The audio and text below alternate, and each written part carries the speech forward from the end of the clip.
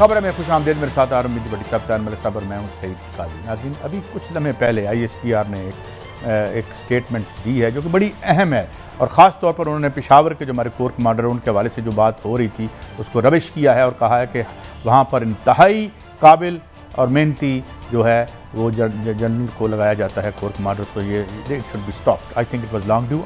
इसके अलावा सियासी मकासद के लिए मज़हब को इस्तेमाल करने की बात होती है। कभी हम खान साहब पे तनकीद करते हैं और ख़ुद फिर उन पे मज़हब के हवाले से केस बनाने की कोशिश भी करते हैं। जो कुछ जो है वो मदीने में हुआ, ये क्या सिलसिला है। और FIA ने मनी लॉन्ड्रिंग के केसेस जो हैं वो ऑलमोस्ट क्या ठप कर दिए हैं, बैक बर्नर पे डाले हैं। क्या मामला है, इसकी लीगल पोजीशन क्या होगी। और सबसे अहम बात, डॉलर तारीख की बुलंद तरीन सतह पे ज़मीन और मीशत जो है वो ज़मीन बोस हो रही है। ये तो बड़े अहल लोग थे, तो क्या मामला हुआ भाई, इस पर भी बात करेंगे। इस हवाले से हमारे साथ एक बड़े अहम मीशतदान भी हमारे साथ होंगे जो हमारी रहनुमाई करेंगे। बड़ा अहम नाम है, मैं बाद में बताऊँगा। लेकिन भट्टी साहब, ये जो ISPR ने जो बात की है, मैं पहले आपको एक शॉर्ट सुनवाता हूँ। जरदारी साहब ने भी कल बात की थी, वो क्या थी जरा सुनाइएगा। हमीद के मामले पर कहा था कि तहरीक इंसाफ की हुकूमत इसलिए बनाई है, क्या वो न्यूट्रल हो गए, उसको भी सलाम करने का दिल करता है या नहीं? फैज हमीद तो बेचारा खुद ही लाइन है। ये जरा मरीम साहब ने कुछ कहा था, जरा वो भी सुना दें। आसिफ ने कहा है कि जनरल फैज हमीद का नाम भी आर्मी चीफ के लिए ज़ेरे गौर आ सकता है। मैं इसके बारे में अब क्या कह सकती हूँ, लेकिन जाहिर है पाकिस्तान की अफवाज का सरबराह एक ऐसे इंसान को होना चाहिए जो हर किस्म के शक व शुबा से, और ये अफवाज पाकिस्तान के लिए भी अच्छा है कि कोई अहल शख्स, कोई ऐसा शख्स जिसके ऊपर कोई दाग ना हो, वो अफवाज पाकिस्तान का सरबराह बने। तो भट्टी साहब, ये फिर किससे हमें इतला लेनी पड़ेगी कि किसका मतलब है कि बहुत दागदार नहीं है कोई, कौन हमारी रहनुमाई करेगा? बिस्मिल्लाहिर्रहमानिर्रहीम। कादी साहब, मरियम नवाज साहबा ने कहा कि ऐसा शख्स आना चाहिए जो कोई दागदार नहीं थी। ये उन्होंने इतनी बड़ी बात कह दी, उन्हें पता ही नहीं कि 6-7 लाख फौज दागदार नहीं, पाकिस्तान के लिए अपनी जिंदगी देते हैं कि पाकिस्तान पे आंच ना आए। उन्हें अंदाज़ा ही नहीं ये लफ्ज़ उन्होंने क्या कहा। दूसरा, आसफ अली जरदारी साहब को आप बच्चा समझते हैं, वो प्रेसिडेंट ऑफ पाकिस्तान रहे हैं, तमाम फोर्सेस के कमांडर रहे हैं। और पेशावर कोर इस वक्त जो अफ़गानिस्तान की सूरत हाल है, जितनी अहम वो है जो भारत के साथ काम हो रहा है, वज़ीर सनमाना में ऑपरेशन हो रहा है, ये जानबूझ के एक स्कीम बनाई गई है। बड़े अरसे से मैं कुछ लोगों को कह रहा हूँ कि अवाम और फौज के दरमियान खलीज पैदा करने की, लेकिन इसमें मैं नहायत अदब एहतराम से अदारों से भी गुजारिश करूँगा, हर बात में प्रेस रिलीज देने की बजाय प्रैक्टिकल करें।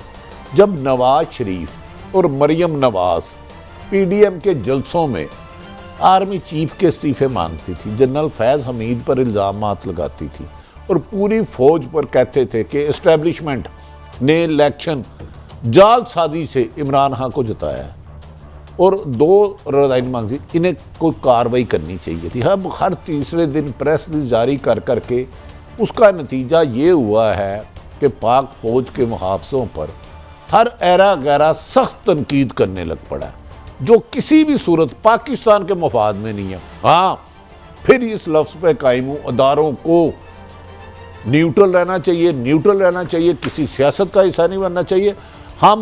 मैं 3 साल से पैमरा के खिलाफ, पैपरा में जालसाज एक रेटिंग है, मीडिया लॉजिक, सुप्रीम कोर्ट को हुक्म है, हम रिलीफ नहीं ले सके, लेकिन आज तक पैमरा के बारे में ना मुनासिब लफ्ज़ मैं नहीं कह सका, ना मुझे कहने चाहिए, ना मैं कहूँगा। लेकिन कादी साहब, मुझे आप भी बताएं, मरियम नवाज और नवाज शरीफ ने क्या क्या आर्मी चीफ और फैज़ हमीद साहब के बारे में नहीं कहा, पूरी इस्टेब्लिशमेंट को खलाई मखलूक कहा कि इन्होंने फ्रॉड किया। ये क्यों इनके खिलाफ कार्रवाई नहीं करते? एक तरफ तो ये है कि पाक फौज और अदलिया को आइन में तहफ़्फ़ुज़ हासिल है, तो क्या ये हुकूमत, परसों चौथ इमरान खान ने किसी का नाम भी नहीं लिया, उसने भी गलत किया, क्या वो उन्हीं को रहे थे, किसी अहम तरीन शख्सियात को, मैं क्योंकि उसका स्पोक्समैन नहीं हूँ, करारदाद पेश कर दी। अब मरियम के, आसफ अली जरदारी के, नवाज शरीफ के खिलाफ क्यों नहीं कोई कार्रवाई हो रही? इसका मतलब है कुछ लोग इनके लाड़ले हैं, अदारों के भी, और हुकूमत के डालने क्या है, वो आउटराइटली जो है वो अटैक कर रहे हैं मलिक साहब। यार मलक साहब नहायत एहतराम से इस तरह खुदा की कसम कौंसलरों के नाम याद नहीं है, जिस तरह पाक फौज के कुछ अफसरों के नाम लोगों को याद हो गए। आप जो बात कर रहे थे तो मैं सोच रहा था कि जो तकलीफ दे चीज़ क्या है, वरीसम क्या है, क्योंकि हम पुराने जर्नलिस्ट हैं तो फौज का अगर कोई सियासी मुदाखलत हो वो तो समझ जाती है कि मुदाखलत फिर जर्नलिस्ट भी बोलते रहे हैं, पॉलिटिशियन भी बोलते रहे हैं। अगर आमरीत आई है इस मुल्क में, अगर जनरल ज़िया आया या जनरल याही आया तो उस पर तो बात समझ आती है। मगर एक चीज़ जो बड़ी वरी साहब है ना, ये फ़र्स्ट टाइम अपनी ज़िंदगी में मैं देख रहा हूँ कि अब ये तकर्रियों पे बहस हो रही है, इंडिविजुअल जनरल्स पे मैंने कभी नहीं इस तरह की बात सुनी थी। हाँ ये ज़रूर था कि फ़ौज का सियासत में अमल दखल नहीं होना चाहिए, फ़ौज ने आमरीत पे आमरों में बड़े सख्त अल्फाज आते थे, मगर ये एक नया ट्रेंड है, ये बड़ा वरी साहब है। और मैं इस पर एक बात ज़रूर कहूँगा, इसमें सारे शामिल हैं। मुझे एक आप पोलिटिकल पार्टी बना दें जो इस गुनाह में शामिल नहीं है, वो आज की अपोजिशन हो, कल की हुकूमत हो, वो नून हो, वो पीपल्स पार्टी हो, सब आपके सामने। नहीं मेरा मलक साहब आपसे एक सवाल है, मार्शल मुशर्रफ के खिलाफ हमने खुद मूवमेंट चलाई, वो ठीक है, वही मेरा आर्गुमेंट है। 14 सालों से जमहूरी हुकूमत है, अब क्यों इनके नाम आ रहे हैं? मुझे ये तो रहनुमाई फरमाएं। थोड़ा सा डिसऑनेस्टी ना की जाए। अब मैं तो इस पोजीशन में नहीं कोई बात को कह सकूं, मगर एक परसेप्शन जो है मेरे ख्याल में इस पे भी कहीं ना कहीं हमारी आर्मी को ये भी सोचना पड़ेगा, ये क्यों ये परसेप्शन है कि पॉलिटिकली उनका इन्फ्लुएंस है, इस परसेप्शन पे भी हमें काम करना पड़ेगा। परसेप्शन नहीं, जब आपका साबिक वजीर आज़म नाम ले, देखें ये गली मोहल्ले के बंदे नाम नहीं ले रहे, ठीक है काजी साहब मलक साहब जिन्हें कानून का ना पता हो, साबिक प्रेसिडेंट नाम ले, नवाज शरीफ साबिक वजीर आज़म 3 दफा रहे हैं, वो नाम ले रहे हैं, आसफ अली जरदारी ले रहे हैं, मरियम हर तीसरे दिन नाम ले रही है। मगर मुझे पता है कि आपके आइन में वो खुद सजा याफ्ता है, अदब एहतराम से कल बरी हो जाने मुजरम में है, तो वो कह रही है कोई ऐसा बंदा आना चाहिए जो दागदार नहीं है। इसका मतलब है एक के मतलब जो जमानत में ना हो, लेफ्टिनेंट जनरल के ओहदे पर एक अहम तरीन शख्सियत है, तो उसके बारे में ऐसे अल्फाज मेरे ख्याल में नामुनासिब। मैं आपसे एक सवाल का मैं एंगल ही बदल रहा हूँ, आपसे कर रहा हूँ मलिक साहब, सपोज आप मैं चीफ एग्जीक्यूटिव हूँ और as a chief executive Pakistan का हर आदमी मुझे जवाब दे, वो चाहे चीफ ऑफ आर्मी स्टाफ हो या चीफ ऑफ आर्मी स्टाफ के नीचे जो स्टाफ है वो डायरेक्टली तो रिपोर्ट करता है उनको, लेकिन उसके हवाले से भी काउंटर साइन पीएम करता है। प्राइम मिनिस्टर आपके हैं, उसके बाद किसी और अगर आप कहते हैं कि फ़ौज का इसमें इन्फ्लुएंस है तो इस्तीफ़ा देकर बाहर आ जाओ। ओ भाई तुम पीएम हो, पार्लियामान सुप्रीम है, सबसे सुप्रीम इदारा है, उसमें आप बैठे हो, कानून साजी कर सकते हो, और नीचे दूर बैठे हुए अपने सबऑर्डिनेट की बातें कर रहे हो। काजी साहब तुम उससे डरते हो तो बाहर आ जाओ। काजी साहब मैं एक खबर दूं आपको। आप पहले खबर दे लें। नहीं पहले आपकी टर्न थी, मैं काजी साहब देखिए इसमें फ्लॉ क्या है।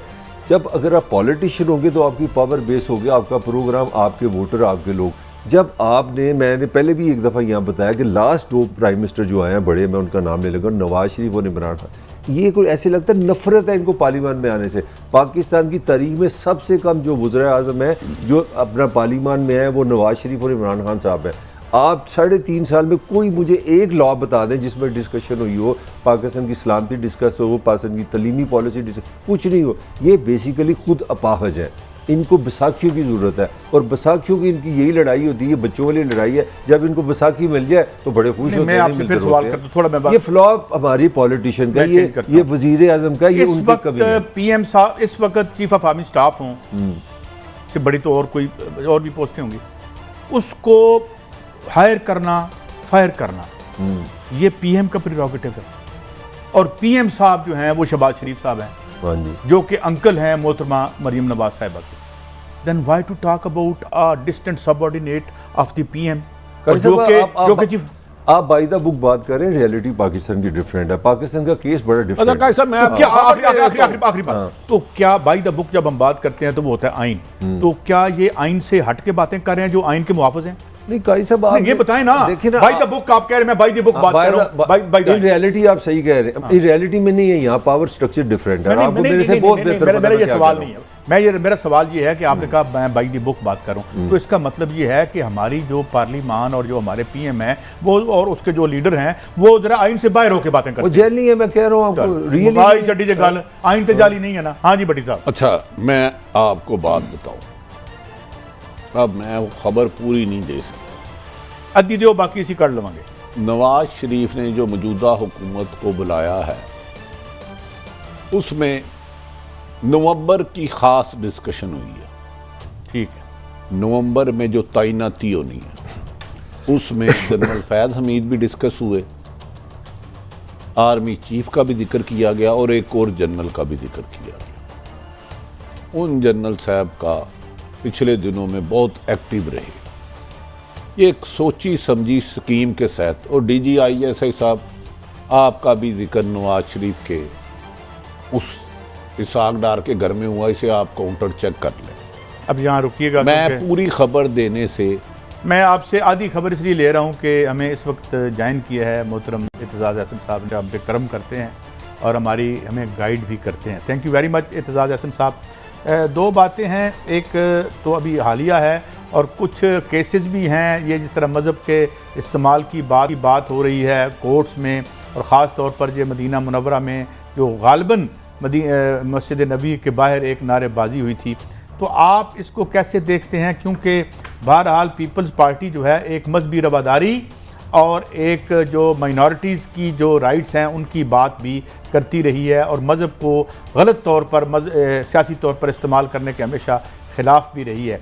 तो एक तो इस पर कमेंट कर दें और बाद में मैं आता हूँ जो ISPR साहब ने अभी सवाल यानी एक प्रेस रिलीज़ दी है। जनाब एतजाज़ हसन साहब। पहले तो साहब मैं समझता हूँ आज का दिन खसूसी तौर पे आपके चूँकि शोबे और आपकी पेशे से मुतल्लिक एक बड़ी घनौनी सी खबर आई, वो फलस्तीनी जो सहाफ़ी आपका वो शीरीन जिसको गोली मारी इजरायली फौज ने सर में और उसको शहीद किया है। एक तो आपको जिक्र जरा उसका करना चाहिए, चाहे जिक्र करके आगे गुजर जाए, पर बड़ा जरूरी है उसको। आज ये इसराइली बर्बरियत, हम आपस में अपने मामलात में भी लगे रहते हैं, पर दुनिया बाहर बहुत तब्दील हो रही है, दुनिया बिल्कुल तब्दील हो रही है और हम एक खुद में फंसे हुए हैं और आपस में एक दो मुक्केबाजी चला रहे हैं। दूसरी चीज जरा मैं आपकी याद दहानी कराता जाऊं और नाजरीन की कि जो दिन याद करना चाहिए 12 मई। आज कौन सा दिन है? तारीख है 12 मई। 12 मई को कराची हम जाना चाह रहे थे और चीफ जस्टिस इफ्तिखार मोहम्मद चौधरी पाकिस्तान के शहरी पाकिस्तान के एक शहर दूसरे शहर में जाना चाहते थे और जिस बर्बरियत के साथ हमें रोका गया और फिर रोका नहीं गया, मतलब सूबा बदर कर दिया गया और वहाँ गोलियां चली, लोग गिरे, शहीद हुए।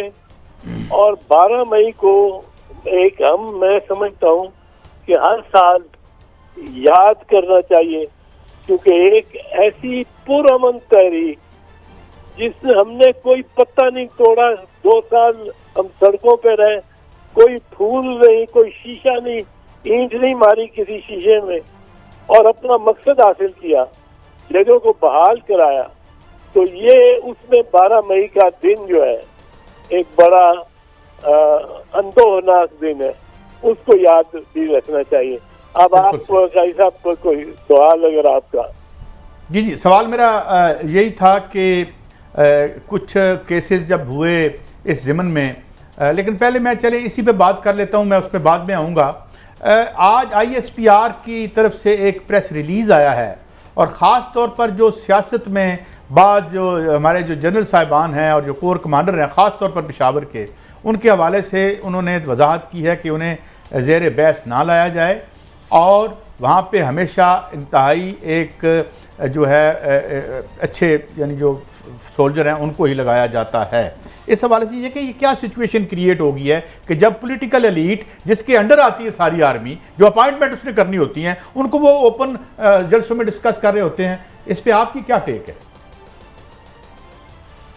लेकिन काजी साहब अमूमन ये कहते हैं, कहा जाता है, अगर आप सोशली मिले किसी भी फौज के सीनियर अफसर या किसी से भी, तो वो कहते हैं जी हम और आप एक हैं, हम और आप में से ही है, जिस तरह आप सोचते हैं उस तरह हम सोचते हैं और कोई इसमें फर्क नहीं है। तो अगर आप और हम एक हैं और एक है, मैं तो इस बात के ये ISPR के ये जो इस किस्म का जो प्रेस नोट या बात करते हैं, मैं इसको कोई मुनासिब नहीं समझता। मैं इसमें कोई इतनी वजह नहीं। इसी तरह जज है, वो भी हम में से हैं, मेरे जितना और मेरे से ज्यादा सही, पर मेरे समझ लें कि मेरे जैसे हैं, मेरे जितना कानून जानते हैं। कोई वो ऐसी जगह से नहीं आए कि जहाँ बस कानून ही कानून है और कुछ भी नहीं है।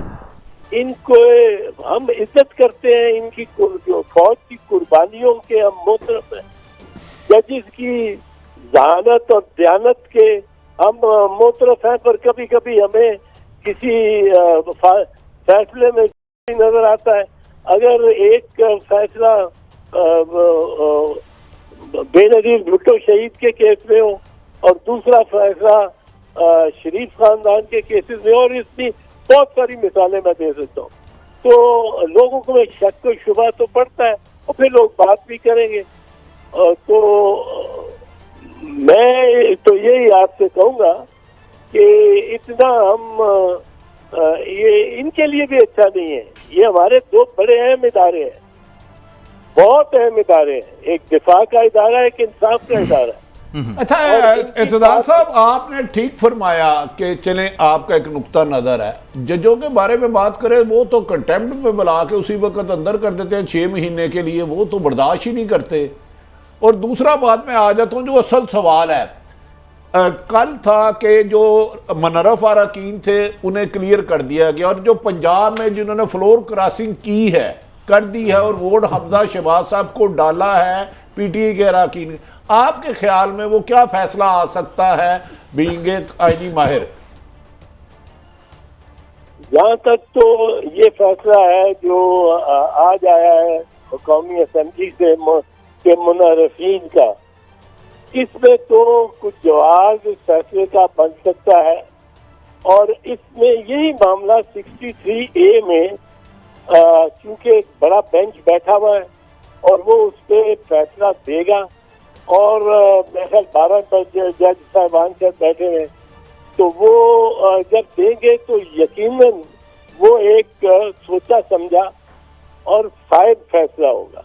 मुझे इसमें शक नहीं कि 12 बैठ जाए तो वो इंसाफ की ज्यादा जरा सलाहियत होती है, और वो बताएंगे कि क्या ऐसा मेंबर जिसने वोट नहीं दिया पर जिसने बिल्कुल अलग ऐलान पार्टी तब्दील कर ली है, और पहले एक वोट जिसको ये उस वक्त तक अच्छा सही वोट कह रहे थे, वो जो मॉक वोट सा हुआ वो अयाज सादिक साहब शायद की सरबराही में, तो वो उसको उसमें उन्होंने जाके अपने आप को दिखा दिया।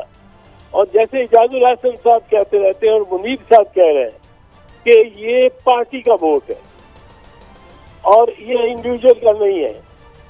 अब ये इस सारी बहस जो उनके सामने हो रही है उससे क्या नतीजा निकलता है वो 2-4 दिन में आ जाएगा, और उससे मेरा ख्याल है कि बहस काफी खत्म हो जाएगी। पर अब बात यह है कि पंजाब के लोगों ने तो वोट दिया है, पंजाब के जो मुनर्रफीन हैं उन्होंने तो वोट दिया है और अपनी पार्टी, अपनी सियासी जमात के फैसले और अपने सियासी जमात के सरबराह के की हिदायत के खिलाफ दिया है। तो वो तो इलेक्शन कमीशन ज्यादती कर रहा है अगर उसको डिले कर रहा है, और ये इम्तियाजी सलूक है इलेक्शन कमीशन का, जहाँ तक चले बिल्कुल इम्तियाजी सलूक। अच्छा इत्तेदार साहब, अगर वो इनके हक में फैसला कर देते हैं और इसको डिसीड नहीं करते जबकि फ्लोर क्रॉसिंग हो गई है, तो फिर क्या PTI के मौक़िफ़ को तक़वियत नहीं मिलेगी कि इलेक्शन कमीशन बायस्ड है, या आप समझते हैं कि वो फैसला मेरिट पे होगा? मैं तो समझता हूँ कि इम्तियाज का और बायस का तो जो फैसला है ज़ेनी तौर पे वो आदमी इसी पे कर सकता है कि वो पंजाब का केस नहीं ले रहे, उठा रहे, और वफाक का केस जहाँ उनके लिए ज़रा आसान है फैसला करके सुनाना और फैसला ऐसा करना जो उनके लिए और उनके जो करीब तर सियासी सोच है उस हवाले से वो उनको फायदा पहुंचता हो। तो ये चीज तो बड़ी क्लियर है। वो इम्तियाज को साबित करना, इम्तियाज और तसुब और बायस किसी के माथे पे तो नहीं लिखा होता, वो उन फैसलों से ही, ऐसे हालात से ही पता लगता है। वो उससे तो लगता है कि ये क्लियर है कि ये इलेक्शन कमीशन में एक झुकाव है एक तरफ और दूसरी तरफ उसका झुकाव नहीं है। इत्तेज़ार साहब, मैं पंजाब के हवाले से आपसे आइनी और कानूनी पोजीशन समझना चाह रहा हूँ। मेरे लिए हिस्ट्री में फर्स्ट टाइम है पंजाब में इस वक्त कोई गवर्नर नहीं है। हुकूमत ने स्पीकर साहब से कहा कि आप गवर्नर बने, उन्होंने इनकार कर दिया। तो इस पे आइन कानून ये क्या हो रहा है? इसकी आइन में इस तरह की कोई चीज़ होती है पहले कभी इस तरह? पहले कभी कोई याद तो नहीं पड़ता कि ऐसे हुआ हो, और क्योंकि स्पीकर तो आइन के मंशा के मुताबिक, और आइन में ये लिखा है कि स्पीकर कायम मकाम गवर्नर होंगे। अगर गवर्नर बीमार हो जाते हैं या मुल्क से बाहर गए हुए हैं या किसी और वजह से वो फंक्शन नहीं कर सकते एज गवर्नर, तो या फौत हो जाते हैं, तो गैप नहीं होता, स्पीकर ऑटोमेटिकली बन जाता है गवर्नर। तो अब ये समझा जाएगा कि परवेज इलाही साहब गवर्नर तो हैं लेकिन उन्होंने हेल्प नहीं दिया हुआ।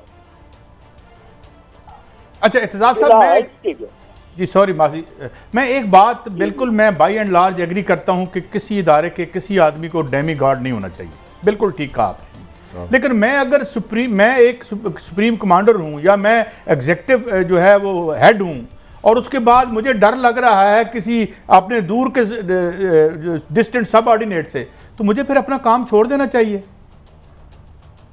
जी छोड़ देना चाहिए, इसमें तो कोई शक नहीं है कि यूं इस तरह बैठ के अपने मातहत होने से तो बेहतर है।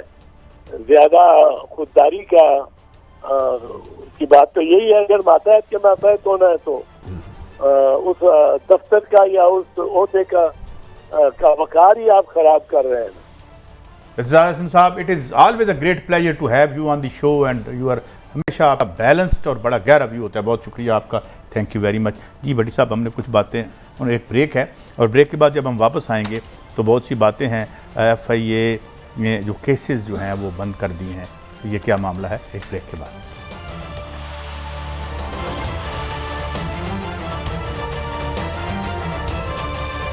Welcome back. अच्छा भट्टी साहब, अब आपने एक इम्पॉर्टेंट, हम ज़ाहिर है इतनी खबर लेंगे जितनी हम दे, और ज़ाहिर है हमारी अपनी लिमिटेशन भी होती हैं। वो कहते हैं ना भट्टी साहब कि journalism is about testing the patience of the ruling elite. तो हम उनकी पेशेंस को टेस्ट नहीं करना चाहते, ना कोई हम शहीद होना चाहते। सवाल ये है कि मेरे पास ये भी खबरें हैं कि आज बड़े मियाँ साहब खुश नहीं थे, जरदारी साहब के हवाले से भी खुश नहीं थे। कुछ बात ये भी सामने आई कि भाई हमारा कौन गारंटर है, कुछ ऐसी बातें हैं जिसका हम जिक्र नहीं करते। और वैसे अगर वो तस्वीर हमें दिखा दें तो तस्वीर में भी बड़ा एक ताज़गी सा मंजर नजर आता है। मुझे माफ कीजिएगा, तस्वीर देख के ऐसा लग रहा है कोई अफसोस करने आया हुआ है। भाई अगर है तो दिखा दें हमें, तो वो तो अच्छा अभी वो दिखाते हैं हमें नाज़रीन। अगर वो तस्वीर देखे ना, ऐसे लगता है एक ही वक्त में तमाम पैसेंजर की जेब कट गई है। अच्छा, लंदन से आने वाली परवाज़ फौरी तौर पर गैर मुइना मुद्दत के लिए मनसूख कर दी गई है। एक तो नवाज शरीफ सख्त सीख पाए कि जब से आए हो मेरे और मेरी बेटी का केस अभी तक ख़त्म क्यों नहीं हुआ। इसे जाके टाइम फ्रेम दिया है नवाज शरीफ को कि जजों से, कोर्ट से करें या अदालत असम्बली से कराएं, चैम्बर से कराएं। दूसरा, उन्होंने फैसला किया है कि नवंबर में होने वाली तैनाती का नवाज शरीफ फैसला करेंगे। ये मैं एक बाबशल खबर दे रहा हूँ, और उसका नाम भी उन्होंने शहबाज शरीफ साहब को बता दिया। काजी साहब मुझे ये बताएं, एक सवाल बीच में से, वैसे बाजवा साहब को किसने लगाया था? मोहतरम नवाज शरीफ साहब ने। ठीक, अब नहीं, मेरा एक मौक़िफ़ ये है कि एक इत्तेहादी हुकूमत है जिसे 14 या 15 जमातें या जितनी भी हैं उन्होंने मिला के लाया है। बज़ाहिर कागज़ों में उसके वज़ीर आज़म नवाज शरीफ है, तो आर्मी में तैनाती होने वाली का फैसला उन्हें करने का क्या अख्तियार है? यार ये कब तक इस मुल्क के साथ मजाक करोगे? कब तक इस मुल्क के अदारों ने अपना इंडिपेंडेंट होना सीखना है? कब तक हम इन्हें फुटबॉल बनाते रहेंगे? लेकिन अदारों को भी काजी साहब इंडिपेंडेंट होना पड़ेगा। मैं कुछ कहना नहीं चाहता, 4 जनरलों की वहाँ डिस्कशन हुई है, एक एक नाम पर नवाज शरीफ ने किया, और अदम एतमाद में खसूसन मैरियट के 5वें फ्लोर पर एक अहम तरीन शख्सियत गैर सियासी राब्ते में रही अदम एतमाद के दिनों में, उस साहब का भी नाम लिया गया। वो सरकारी अफसर है, उसकी डिटेल मुझसे पूछने की कोशिश और मेरे लिए मुश्किलात खड़ी कर रही है। ना करें तो मैं आपका ममनून होऊंगा। मैरियट में 5वां फ्लोर था। सितंबर में गए, नवाज शरीफ को मिले, एक प्राइवेट आदमी, और वो एक सरकारी है, और कहा जा रहा है कि वो बहुत अहम हो सकते हैं आइंदा चंद महीनों बाद। तो नवाज शरीफ तो बड़ी ऊंची गेम खेल रहे हैं कादी साहब, तानू लग पता जाएगा अगर उनकी प्लानिंग पूरी हो गई तो। आज FIA, उसी FIA ने ये फिर कहते हैं ना कि सरकारी अफसरों का ज़मीर जिंदा नहीं है, कहते हैं सरकारी अफसरों को डिस्कस ना करो। मलक साहब, इसी FIA ने कहा कि नवाज शरीफ और हमजा पर 40 अरब रुपए की मनी लॉन्ड्रिंग है। यही FIA कह रही है कि नहीं, हमने केस नहीं करना। यार ये जब तक सरकारी अफसर न्यूट्रल नहीं होंगे ये मुल्क तबाह हो जाएगा। सही कह रहे हैं। कोई सियासतदान करप्शन या गैर कानूनी काम सरकारी अफसर की आशीर्वाद से नहीं कर सकता। कादी साहब, डायरेक्टर आपने मरवा दिया या वो अल्लाह का हुक्म था वो चले गया। अब इन अफसरों को कोई बुलाए या माजी के DG को बुलाए कि भाई 2 साल कहते रहे हो कि शहबाज शरीफ और हमजा ने मनी लॉन्ड्रिंग की है, अब अचानक आप जाके कहते हो हमने ये केस ही नहीं चलाना। यार क्या मजाक बनाया हुआ कादी साहब? ये भट्टी साहब, इसमें मजाक क्या है? ये तो बिल्कुल मुलाजम वाला ज़ाती मुलाजम हो गया ना, कि साबित ये हुआ कि इस मुल्क में इदारे नहीं है, प्राइम मिनिस्टर नहीं है, पार्लियामान नहीं है, मैं वज़ीर आज़म हूँ तो इदारे मेरे चमचे हैं, गुलाम है, मेरी जेब में है। वो आप वाली बात है। आज उन्होंने आज एप्लीकेशन दी है अदालत में जाके कि हम ये केस नहीं चाह रहे। वो तो कुछ मैं कहना चाह रहा हूँ, कोई अदालत ने को थोड़ा सा गुस्सा था कि चलो चलो वो केस खत्म होगा, ये लिखे होगा ऐसे। जब आप मलक कादी साहब प्रूफ ही दे, मुझे ये बताएं, सरकारी इदारे कहते हैं हमें डिस्कस ना करो, इनकी आशीर्वाद के बगैर कोई गैर कानूनी काम नहीं हो सकता। LDA का नक्शा अप्रूव नहीं हो सकता जब तक आप 10-20 लाख रुपया ना दें। ये मुकद्दस गाय बनाना खत्म करें। कादी साहब, आप नहीं सोच रहे नवाज शरीफ बहुत गिनवानी साजिश की तरफ चले गए। मुझे नहीं पता वो क्या कर रहे हैं, गिनवानी नहीं कर रहे हैं। मुझे तो सिर्फ इतना पता है कि अगर 3 इत्तेहादी अगली अपॉइंटमेंट से पहले इजाज़त ले लें शहबाज शरीफ साहब से, तो फिर कोई और ही बंदा अपॉइंट करेगा।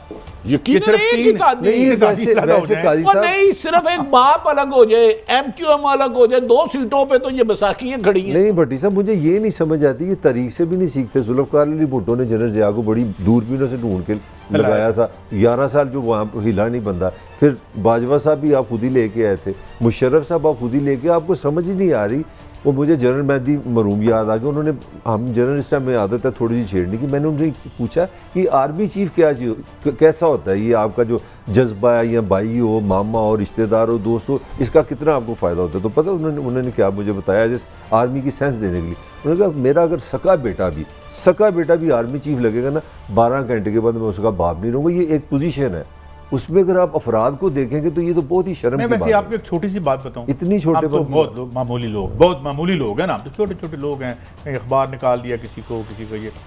मैंने ज़िंदगी में, मैं अपनी ज़ाती बात करूँ इसलिए माफ़ी चाहता हूँ कि एक आदमी मुझे नज़र आया जो मुझे पसंद नहीं करता लेकिन है कॉम्पिटेंट, न्यूज़ रूम में सबसे कॉम्पिटेंट वो है, तो मैं उसको हमेशा ऊपर लेके आया और मुझे उसका फ़ायदा हुआ। और ਜਦੋਂ ਤੁਸੀਂ 2 नंबर बंदा उत्ते रख दो ना मुलाजिम, वो जनाजा खुद उठाना पड़ता है। तो लिहाजा ये नहीं समझ सकते हो जी। बड़ी साहब कायद साहब, मेरी एक गुजारिश है कि अदारों को अब कोई हरकत करनी है। इमरान खान इनसे नहीं संभलेंगे, वो तूफान लेके आ रहे हैं, ये तूफान को कुचलना जो इलेक्शन का तजाद है वो क्या करें हैं? इलेक्शन वाला तजाद जरदारी साहब कहते हैं नहीं कराना, एक कहते हैं कराना है। जरदारी साहब और मरियम नवाज भी गलत बयानी कर रही है। उसकी एक ही डिमांड है, मेरे केस ख़त्म किए जाए।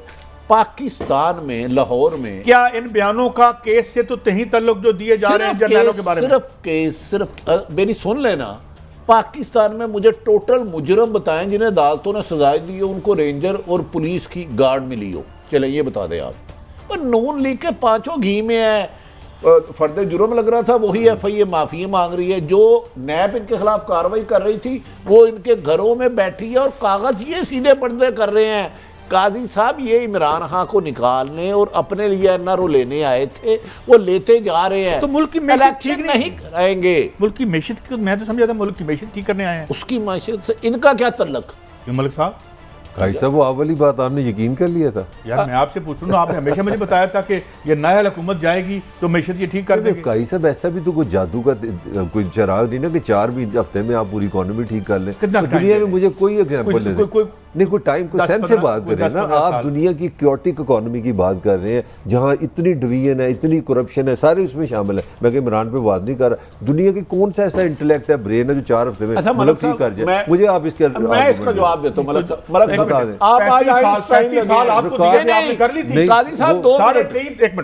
साढ़े 3 साल आप इमरान को देने को तैयार नहीं थे, 35 साल इसको खोखला किया आपने। अच्छा, उसको आप डिफेंड करते अच्छा, जो हाल है यार ठीक करो। आप आइंस्टाइन है, मैं मान लिया ठीक कहा कि 1-2 महीने में नहीं हो सकती। ये पीपल्स पार्टी 40 साल से इक़्तिदार में, किस दौर में आए? जो कर्जा था जब ये गए तो कर्जा कम हुआ, कोई वो तो सब मैं तो पहले कोई सब में सारे नंगे हैं, जिस तरह आ रहे सारे वही काम कर रहे हैं। बल्कि अगर उस तरह आप बात करते हो तो ये तो इकोनॉमी आम आदमी की है ही नहीं। अब तो बच्चे को समझ आ गई है कि आप बाहर से कर्जे लेते हैं, मुल्क चलाते हैं, सब्सिडी देंगे। की हुकूमत में करप्शन भी हुई, लूटमार भी हुई, मैं खुद मान रहा हूँ। ये तो कह रहे थे कि इमरान खान की नहली की वजह से डॉलर इतना ऊपर जा रहा है, हम आते ही साहब यहाँ मैं आपके साथ हूँ। जो आपने पहले बात की है ना वो ज़्यादा आपकी मकबूल बात है कि यहाँ पे मसला ये था कि मरीम के केसेस किस तरह ख़त्म हो सकते हैं। नवाज शरीफ ने आपने खबर दी है, मैंने नहीं दी कि नवाज शरीफ को गुस्सा है कि मेरा केस तक ही किया जी। मुझे सिर्फ पासपोर्ट ही भी लेके दिया। वज़ीर आज़म आपके आज अपने महकमे ने कह दिया। मैं तो और बात करूँ, मैंने कल भी पूछी, मैंने ब्रेक लेनी है। एक नाअहल हुकूमत थी, हमने बड़ी कोशिश धक्के दे के बाहर निकाला। जब से आप आए हैं यहाँ पर तो इमरान खान भी डॉलर लेके नहीं गया। निकाला है हमने कब निकाला? अवाम ने निकाल दिया ना। ऐसा ना करो। नहीं देखे ना आप, निकालना तो मेरा मतलब है जी, यार बात इररेलेवेंट बातें जाए। नाअहल हुकूमत गई चली और जो डार साहब के पास प्लान था 150 लाने का, वो 199 तक हो गया जी। 192 फ्रॉड। तो फिर ये सारा जो आपका बयानिया था कि इसकी वजह से खराब हो गया, वो फ्रॉड का बयानिया था। 3 साल फ्रॉड का बयानिया चलाते अमल बता रहे हैं ना, अमल बता रहे हैं यार। तो हुण पता लगा फ्रॉड सी, उदों तो नहीं सी। तुसीं कहंदे ब्रेक है, हाजिर होते हैं।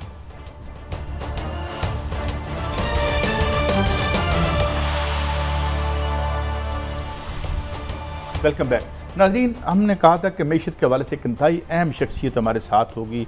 हमने जाए और मैशत सबसे एक दुखी रग है हमारी, डॉक्टर इशफाक हसन खान, जो कि एक बड़े अहम यानी एक्सपर्ट हैं मैशत के भी और नस्ल जैसे प्रेस्टीजियस इदारे के सरबराह भी हैं। थैंक यू वेरी मच, आपने हमें टाइम दिया डॉक्टर साहब। डॉक्टर साहब मैं स्ट्रेट अवे आता हूँ कि पिछले जो भी आपने बताया, हमने देखा जो हालत हमारी हुई। एक ख्याल था कि अब ये आ गए हैं, ये बड़ा ज़रा चौकस लोग हैं। सागदार साहब माशाल्लाह डॉलर बड़ा नीचे रखते हैं, मिफ्ता इस्माइल बड़ी सप्लाई साइड इकॉनमी के माहिर हैं। व्हाट्स हैपनिंग डॉक्टर साहब? ये तो और हमारा बेड़ा गर्क हो रहा है। देखिए, जिनका भी आपने नाम लिया है, इनको तो छोड़ें। इस वक्त दुनिया के बेस्ट ऑफ द बेस्ट, 1 दर्जन नोबेल इनाम याफ्ता आप इकनॉमिक्स के जो प्रोफेसर हजरात हैं उनको पाकिस्तान में ले आए और कहें कि जी आपकी मदद की ज़रूरत है, हमें इस गर्दाब से निकाले। कुछ भी नहीं कर सकेंगे वो, क्योंकि देखिए जो भी पॉलिसी आप बनाएं वो पॉलिसी एक इन्वायरमेंट में इम्प्लीमेंट होती है। इस वक्त इन्वायरमेंट किस चीज़ की है? मैंने अपनी ज़िंदगी में कभी इतनी डीप पॉलिटिकल पोलराइजेशन नहीं देखी थी कि आज एक भाई दूसरे भाई से ईद मिलने नहीं गया क्योंकि वो एक दूसरे पार्टी को सपोर्ट करते हैं। बाप बेटे से नहीं मिलता है, बेटा बाप से नहीं मिल रहा, बातें कर रहा है। ऐसा मंजर तो मैंने कभी भी नहीं देखा था, इतनी डीप पोलराइजेशन। तो ऐसे डीप पोलराइजेशन में आप क्या माशी पॉलिसी इंप्लीमेंट करेंगे कि जो ये सब ठीक हो जाए? किसी के पास जादू की छड़ी नहीं है। सबसे पहले रूट कॉज को आप ठीक करें, बेशक ठीक होगी, वरना रूट कॉज को बगैर हाथ लगाए हुए, बगैर एड्रेस किए हुए अगर आप इकोनॉमी को ठीक करने जाएंगे, वक्त का ज़िया होगा। और एक एक दिन हमारे लिए कीमती है, एक एक दिन policy in action taking Pakistan towards Sri Lankan type of crisis, Sri Lankan type of crisis. तो ये कोशिश करें कि जितना जल्दी हो ये सियासी खींचा तानी है, इसको ख़त्म किया जाए। अगर आप चाहते हैं मुझसे सोल्यूशन, तो मैं ये कहूँगा कि अगर आप सियासत करते रहेंगे तो मुल्क चला जाएगा। जब मुल्क रहेगा तो सियासत भी होगी, कोई वज़ीर आज़म भी होगा, कोई MLA भी होगा, कोई मिनिस्टर भी होगा, कोई सेनेटर भी होगा। तो पहले मुल्क को बचाएं और उसके लिए ज़रूरी है कि सियासत को पीछे रखें। मैं अपने वज़ीर आज़म से कहूँगा कि आप ऐलान करें 2 से 3 जून को बजट पेश करें पार्लियामेंट में, 8-10 तारीख को आप पार्लियामेंट से बजट पास करा लें, क्योंकि अपोजिशन तो है नहीं कि वो तकरीर होगी उसमें।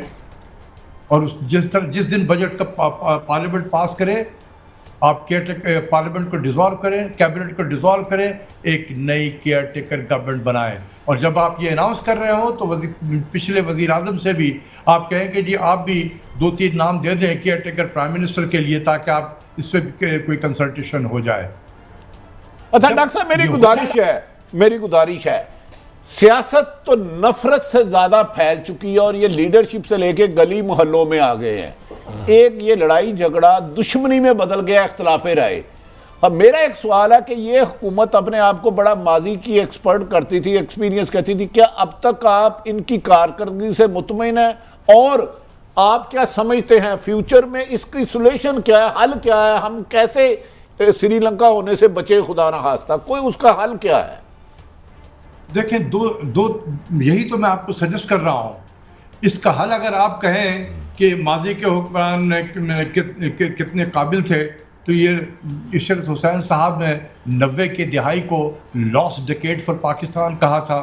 2008 से 18 के डिकेड को मैं कहता हूँ लॉस्ट डिकेड फॉर पाकिस्तान था। तो ये 2 डिकेड में जो है 20 साल किन हुक्मरानी रही है, 90s में और 2008 से 18 में। तो वो फिर कैसे इतने काबिल हो जाएंगे कि इस चैलेंज से पाकिस्तान को निकाल सकते हैं? मैंने कहा कि आप 1 दर्जन नोबेल इनाम याफ्ता प्रोफेसरों को ले आए, best of the best brain दुनिया से ले आए, इस माहौल में वो कुछ भी नहीं कर सकता है। इसलिए ज़रूरी है कि माहौल को पहले बेहतर बनाया जाए। जैसे मैंने कहा कि आप इलेक्शन का ऐलान करें, जितना जल्द से जल्द हो सके आप free fair and transparent election करा के जो जीतता है उसके हवाले कर दें। अगर यहाँ पर हैंकी पैंकी की तो मुल्क में बड़ी तबाही मचेगी। इसलिए बिल्कुल जो है मुल्क को बचाने की खातिर free fair and transparent election करा के उसके हवाले करें। और जो केयर टेकर गवर्नमेंट बने उसमें 12 से 14 आदमी से ज़्यादा नहीं होनी चाहिए। आप 2-3 अच्छे इकोनॉमिक्स के लोगों को भी उसमें शामिल करें, क्योंकि केयर टेकर गवर्नमेंट का काम सिर्फ free fair and transparent election कराना है। लेकिन गिवन द सर्कमस्टांसेस, इस केयर टेकर गवर्नमेंट को ये भी कहें कि जी आप मईशत के मैदान में जो बेहतरी, जो मेजर्स लेना चाहते हैं आप बिल्कुल लें।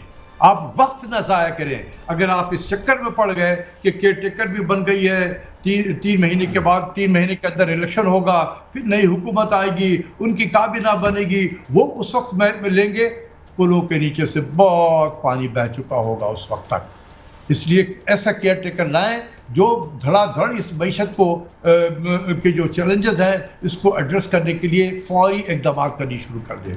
डॉक्टर साहब, इस हुकूमत 1 महीने तो हो गया ना, इसका एक भी तो पॉलिसी नहीं लिया गया। डॉक्टर साहब मेरा सवाल ये कि आपकी बात से ये लगा कि पाकिस्तान का ज़्यादा मसला सियासी है, सियासी अदम इस्तेकाम है, तो ऐसा कौन सा मेरा सवाल यही है कि वो कौन सा जादू है, वो जो दिमाग, जो लीडरशिप, जो ब्रेन की बात कर रहे हैं, वो कहाँ से हम लेके आएंगे अगले 2-3 महीने में? केयर टेकर ले आए, वो लोग किधर छुपे हुए हैं वो वाले? देखिए, हमारा जो कल्चर है ना, वो साड़ा बंदा कल्चर है। साड़ा बंदा हर जगह फिट कर रहा हो, साड़ा बंदा। इस साड़ा बंदा कल्चर ने इस मुल्क को बर्बाद कर दिया है। जब आप मेरिट पे लाएंगे लोगों को, मेरिट वाला मुल्क के लिए काम करता है, साड़ा बंदा जो लाता है उसके लिए काम करता है। तो personal interest has remained supreme to the national interest for many decade in this country. तो लोग हैं मौजूद, वो साड़ा बंदा नहीं हो सकते हैं, वो मुल्क के लिए काम करेंगे।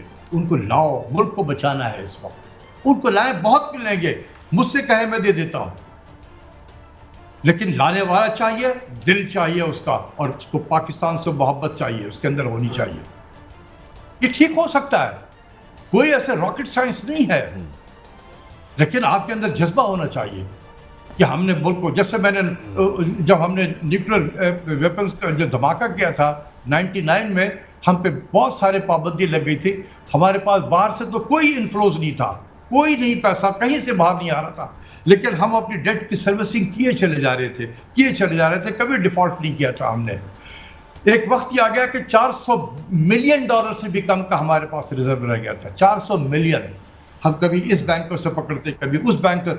लेकिन जो मैंने उस वक्त जज्बा देखा था मिनिस्ट्री ऑफ फाइनेंस में, अपने स्टाफ का, जो जूनियर स्टाफ का, जो क्लर्क थे, जो अफसर थे, जो सीनियर अफसर थे, जो जज्बा था कि रात के 12 बजे तक बैठ के अपने दफ्तरों में काम कर रहे होते थे, उस जज्बे को लाना पड़ेगा, क्योंकि वो मुल्क के लिए काम कर रहे थे, जज्बा था। और हम दर से निकल भी आए 2 से 3 साल में, फिर हम अपने ग्रोथ पाथ में चल पड़े थे। डॉक्टर साहब एक रहनुमाई कर दें, आप तमाम सियासतदानों को जानते हैं, मादी में पीपल्स पार्टी और नून लीग ने कमो बेशतर 4-4 दफा हुकूमत की, किन में ऐसा जज्बा है जिन्हें अवाम लाए? देखिए, मैं कोई जजमेंट पास करने के लिए, मेरे नज़दीक जितने भी पाकिस्तान के सियासतदान हैं, मेरे नज़दीक वो सब पाकिस्तान से मोहब्बत भी करते हैं, पाकिस्तान के लिए काम करते हैं। ये मेरा अपना व्यू है। उनके दिल के अंदर क्या है वो अल्लाह ताला जानता है, लेकिन मैं जो देखता हूँ, मैं किसी भी को ये नहीं कहूँगा कि ये गद्दार है या फला है, या इसको मोहब्बत नहीं है, इसको कम है या उसको ज़्यादा है। जी नहीं, मेरे नज़दीक हर सियासतदान पाकिस्तान का जो है, मैं उनकी इज्जत करता हूँ। वो कौम के, अवाम के लीडर होते हैं, अवाम उनको मुंतखब करती है। चलो डॉक्टर साहब, मैं और सवाल आसान कर देता हूँ, आप जैसे लोगों से हम सीखते हैं, मादी में कौन सी हुकूमत ऐसी रही है जिन्हें साड़ा बंदा नहीं लाया और कॉम्पिटेंट लोगों को लगाया है? देखिए, सब करते रहे हैं, किसी ने ज़्यादा किया, किसी ने कम किया, और यहीं से फ़र्क पड़ जाता है। जिसने कम किया है तो उस पीरियड में इकोनॉमिक्स थोड़ी सी बेहतर हो जाती है, जब ज़्यादा इस्तेमाल करते हैं तो ख़राब हो जाती है। सर डॉक्टर साहब, ये जो ब्लीडिंग इस वक्त हो रही है इकोनॉमी की, इसके लिए कि फर्स्ट हमें क्या करना चाहिए पाकिस्तान को? ये हर रोज़ $2 $3 तो डॉलर बढ़ रहा है, हर बंदे का कंसर्न बन गया, इमीडिएटली क्या करना चाहिए? ये फिर वही बात, आप घूम फिर के एक ही सवाल करें कि कर इस वक्त कुछ भी नहीं कर सकते आप। इस सियासी अफरा तफरी को ख़त्म करें, मुल्क के अंदर ये जो अनसर्टन सिचुएशन है इसको ख़त्म करें, क्योंकि ये जो करेंसी ऊपर नीचे की तरफ जा रही है, उसको पता है कि कल और ख़राब होगा। एक एक दिन ख़राब हो रहा है, एक एक दिन जो गुजर रहा है वो पाकिस्तान को नुकसान पहुँचा रहा है। इसको रोकें, और ये एक सियासी फैसला है। देखिए, हम यकीनन डॉक्टर साहब आपसे हमेशा एनलाइटन होते हैं, और ये वक्त का बुरा हो कि हमें इतनी अहम बात आप कर रहे थे। अगर मैं एक फ़िक्रे पे क्लोजिंग करता हूँ, और फिर लेंगे अगले हफ्ते, डॉक्टर साहब से रिक्वेस्ट करेंगे कि अगर हम अपनी औलादों को किरदार में ही देखना चाहते हैं तो फिर साड़ा बंदा ही लाना पैदा है। बहरहाल, ये साड़ा बंदा जब तक निकलता नहीं है, साड़ा कुछ नहीं बनेगा। इजाज़त, अल्लाह हाफिज़।